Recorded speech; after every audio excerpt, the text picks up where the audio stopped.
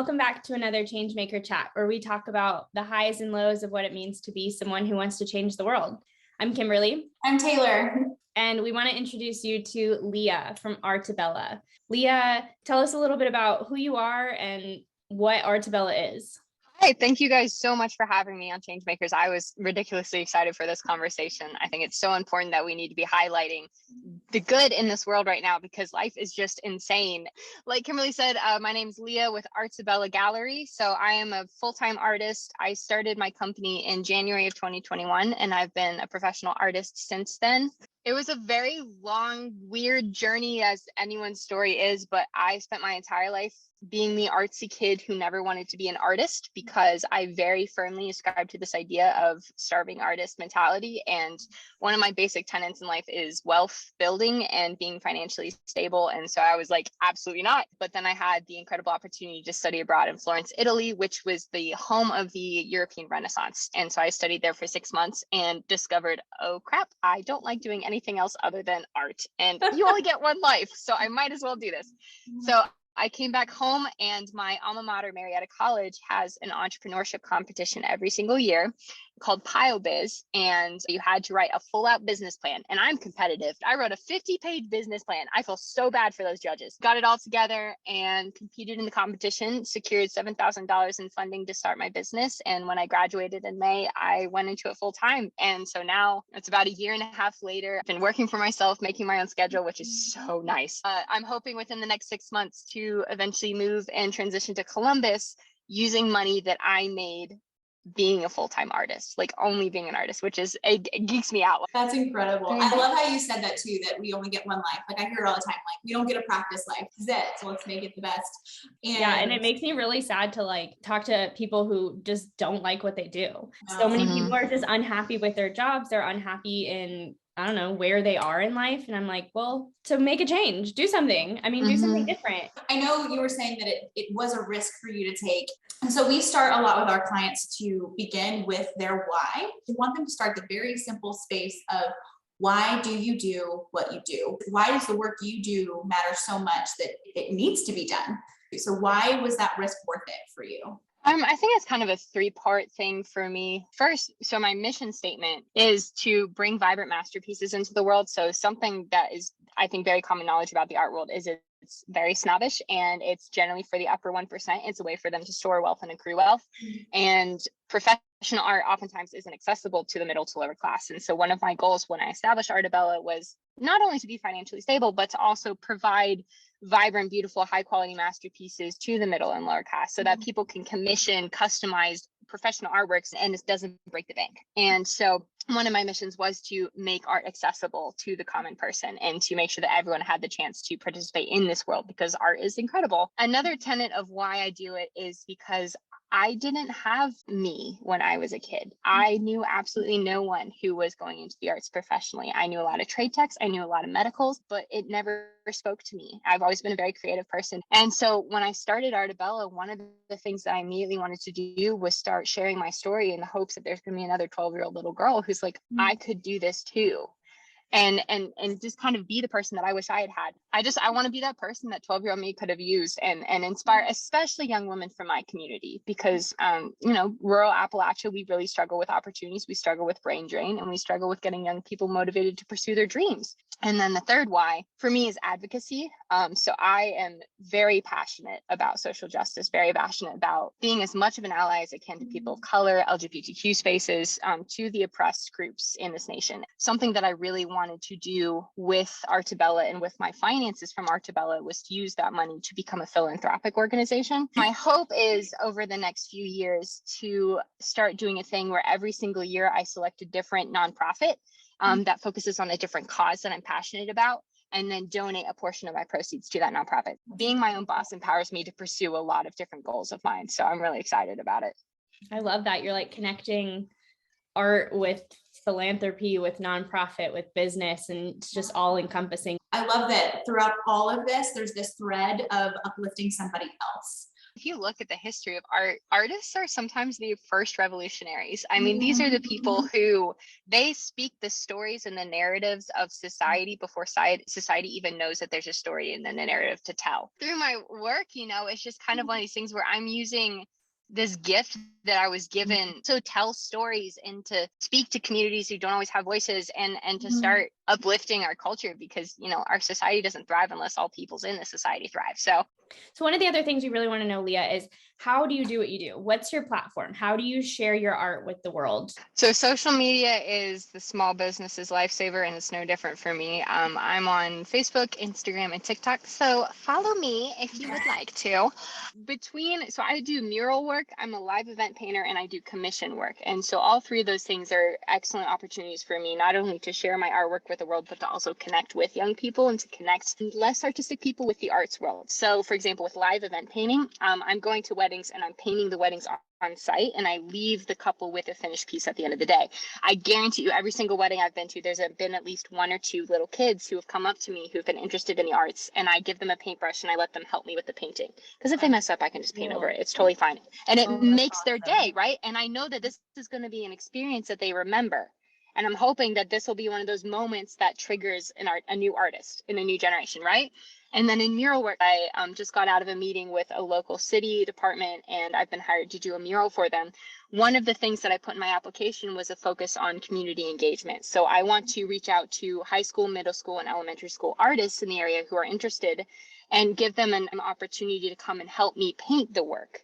Because what that does is they have access to a professional artist to ask their questions. And then that once they paint something, they're going to bring their parents and say, I did that. My brush was there. I painted that square. It instills a pride and a confidence in kids that then allows them to continue to pursue their artistic passions. I'm tearing up. And I know, I got chills. I'm not even an artist at all. I just love that. Listen, I tell people, if it doesn't turn out the way you want it to, you tell people it's abstraction and they just don't get it. And as long as you can draw a stick figure, you're an artist. With commission work, so I have a very consistent social media presence. I try to post every other day. And one of the purposes of starting ArtaBella was I want people to think of my artistic journey as their journey, because people are much more apt to be invested in your success if they feel like they've had a hand in it and if they feel personally involved. But I love it because it gives me a chance to share who I am as a person. So people are personally invested in your success when they feel like they know you as a person. And so I'm constantly sharing my videos online. I'm sharing my processes. I'm sharing my hopes, my dreams, my doubts. My social media is a great avenue for me, not only to share my finished artworks, but to also just share who I am as a human being. And so then people get to know me, and it's a lot easier for them to support my work. And it's also easier for young people to follow along and see, oh, how does this happen? How did she paint a painting? How did she package a painting? What supplies is she using? Because I'm sharing all that on my social media. I've scrolled through your social media many of times, but in it, it's amazing to see, because I see the progress of your paintings, and it goes from this thing that's like, wonder where she's going with that. Like, I could do that. And then all of a sudden it becomes this masterpiece. And you're like, is that a picture or is that a painting? And it's just incredible how it comes out. With live painting, because I get to the event about 2 hours beforehand, because there's 4 stages to an artwork. There's the, are you sure you're an artist stage? The, okay, I see what you're painting stage. The, oh, okay, like that's nice. And then the, oh, that's why you're getting paid big money to do this stage. So I always try to get the painting to the number 3 or number 2 stage before guests arrive, so that they don't question my artistic integrity. I don't have the confidence. So one of the things too at Epic, we want people to come with their messiest, most tangled dreams. We don't want anybody to feel like they have to come to Epic and have it all put together. But so I would love to hear, if money and time were no object, what is your just biggest, wildest dream for ArtaBella? So I don't know, it's not selfish, but it's just a personal dream. I am a huge traveler. I mean, my goal one day is to hit all 6 continents. I'd love to get to the point where I'm financially stable enough to take a month off every single year and travel somewhere new. So when I studied abroad in Florence, I was immersed in the arts so much that I created a body of work that I then brought home, and I had an exhibit, and I sold some of those artworks. And so what I'd like to do is make enough money throughout the year that I can take a month off every single year, travel to a new place, return home with a body of work, have a gallery opening, and then sell those works to pay off the trip. And then I'm able to explore the world and see it, especially as a single young woman. I mean, I think it's so important that we start seeing more young women get out into the world and stop being afraid of all the things that can happen to us, because bad things are going to happen wherever we go. We might as well get out there and live, right? And then like selfless goal, altruistic goal, so many things, you know, there's the advocacy and being able to invest. But I think honestly, at the end of the day, it's just to one day have a young woman from my community pursue the arts, specifically because she watched me do what I did. It's just being able to watch other young people reject this narrative that you have to work, but more you should work because you want to. I just want to make sure that the life that I lead has a positive impact, not only on my personal circles, but also on the circles around me. And I just want to make sure that young people and middle-aged people, older people are seeing this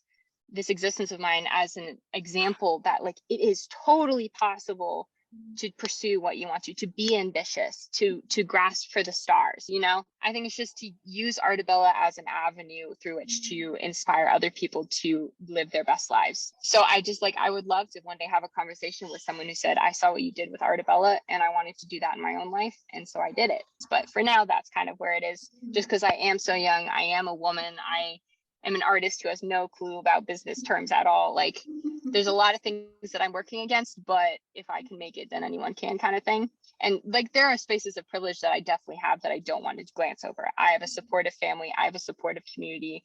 I'm a white woman. Like there's a lot of things that afford me a lot of privilege that other people don't have. But at the end of the day, like I've been working my butt off, and I hope other people see this as an inspiration to work their butts off too. Yeah. I also love that you widened the qualification of artist. I organically refer to Emily P. Freeman, I think, in everything we do here, and I never intend to. But I actually just finished one of her books in like a day and a half because it just tugged at my heartstrings. And it was A Million Little Ways. And it was basically how you live out the art you were meant to create. And it was sat on my bookshelf for so long because I never qualified myself as an artist. But then she opened my eyes to this fact of we can live artfully without being an artist. And wow. Literally everyone is an artist. Yes. Like Jeremy is an artist creating epic. When you dress yourself in the morning, you're an artist. When you build your life, you're creating. Therefore, you're making art. You know, it's not just a canvas. Yes. Yes. And you know what's interesting about that is the amount of people I talk to, especially in the nonprofit world, that they also don't see themselves as entrepreneurs. So that's the space that Epic works in. Yes, we're all artists, but the space that Epic works in is also entrepreneurship. And people mainly think of entrepreneurs as like they create a business, they make money, they have a creative solution to a problem.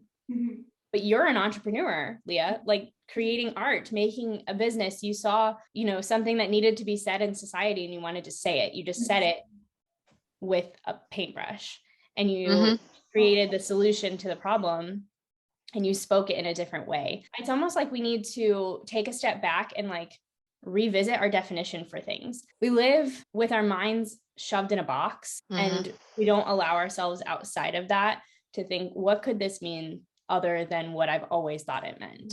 So, and like, what's the worst that happens, with this art thing? That's kind of what I kept asking myself is like, all right, so you fail. What happens? You get a job. You're fine. You might be a little embarrassed. Your pride might hurt a little bit, but like, you'll survive. You try it. It doesn't work. It's painful, but it teaches you something. And then you just shift and you do something else. Our favorite quote is failure is the intentional pursuit of better. That was a Jeremy Turner quote. I just love that. It's all you're doing is trying to pursue better. And if you fail, you fail, and you know what not to do. And you can try again, you can shift perspectives, you can move forward. So Leah, before we part ways, we really want to ask you, what is your favorite piece of art that you have created? It's not a typical artwork of mine, and I should say something like that's really impressive and expresses my skills, and like, it's not that. It is something I did when I was a sophomore in high school. I went to an arts camp. And so there's this practice in the art world where you take an old piece painted by another artist. You take it and then you paint over it or into it. So you either completely start over or you interact with the piece. And so my art teacher at this camp told us to take these discarded paintings from the college that we were set up at. And we all got to choose a painting that was discarded, and we had to do something with it, and we had to do something unexpected. So I found little sophomore year, me found this nude woman. She was painted all blue. She was painted it like as a reclining nude. And I loved this painting. And we were working with oil paints for the first time. I was sitting in front of this canvas, like, just like, what's unexpected? Like, what can I put in here that's going to shock people? And I was like, well, this lady's naked. What's the opposite of nakedness? I think it's modesty. Who's the most modest lady in the world, right? I painted Mother Mary, the Virgin Mary, with her hands clasped in prayer, leaning over this nude woman, praying over her. And then when I thought I was done, I brought it to my art teacher and she's like, it's not done yet. I was like, what? And this woman took my palette knife, which is something that we use to mix the paint on the palette. She took my palette knife and she scooped up a large chunk of paint and she swiped it across my canvas. I was about ready to throw hands. And I went back and I sat down, and after I like calmed down, because this woman dared to touch my artwork, I looked at it and I was like, that kind of looks like a tentacle. So then I took my palette knife and I painted a kraken with a palette knife on top of the naked lady to cover up all of her naked bits. So my favorite piece that I've ever made is called The Nude, the Virgin, and the Kraken. And it's not artistically impressive. It's textured, but it's incredible. And I am so proud of it because it's so unusual and it's so out of my comfort zone. And I'm obsessed with it. All parts are covered, I promise, by the Kraken's tentacles. So okay.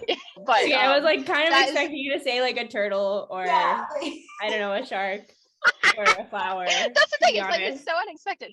So that would be my favorite piece. I'm sure I'm going to make something else that's my favorite someday again, but like that has been the long-standing champion for like 5 years now. Well, Leah, thank you so much for joining us. We are so excited for your journey and for where ArtaBella is going. And we just love that you were able to share with us how you got to where you are. And we just celebrate you as a change maker, just making a difference in the world. So cheers. I appreciate that. Thank you. And we'll see you guys next time.